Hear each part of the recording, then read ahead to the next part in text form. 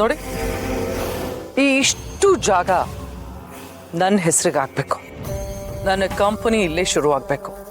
ಹಾಗೆ ಈ ಅಕ್ಕಪಕ್ಕದಲ್ಲಿರೋ ಜಾಗ ಕೂಡ ಯಾರ್ದು ಅಂತ ವಿಚಾರಿಸಿ ಅದನ್ನು ನನ್ನ ಹೆಸರಿಗೆ ಮಾಡಿಸ್ಕೊಡೋ ಜವಾಬ್ದಾರಿ ನಿಮ್ದು.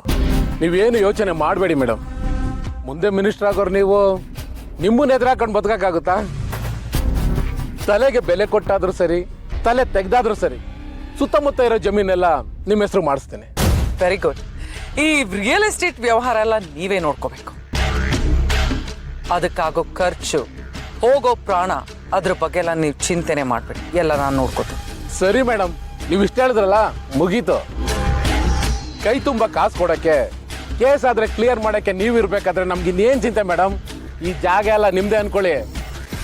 ಮಾಮ್, ಈಗ ತಾನೇ ಹೊಸ ವಿಷಯ ಬಂದಿದೆ. ವೀರುಗೆಗೂ ದುಡ್ಡು ಅಡ್ಜಸ್ಟ್ ಆಗಿದೆ, ಯಾವುದೋ ಇನ್ಶೂರೆನ್ಸ್ ಕ್ಲೈಮ್ ಆಗಿದೆ, ಆಪರೇಷನ್ ನಡೀತಾ ಇದೆ. ನಂದಿನಿ ಬದುಕೋ ಚಾನ್ಸ್ ಇದೆ ಮಾಮ್. ಶಟ್ ಅಪ್ ಮಾಡಿ. ನಾನಿಲ್ಲಿ ಸಂತೋಷದ ವಿಷಯ ಮಾತಾಡ್ತಿರ್ಬೇಕಾದ್ರೆ ನೀನು ಈ ಬೇಡದೇ ಇರೋ ಬೀದಿ ಬಿಕಾರಿ ವಿಷಯ ಎಲ್ಲ ಹೇಳ್ತಿದ್ಯಲ್ಲ.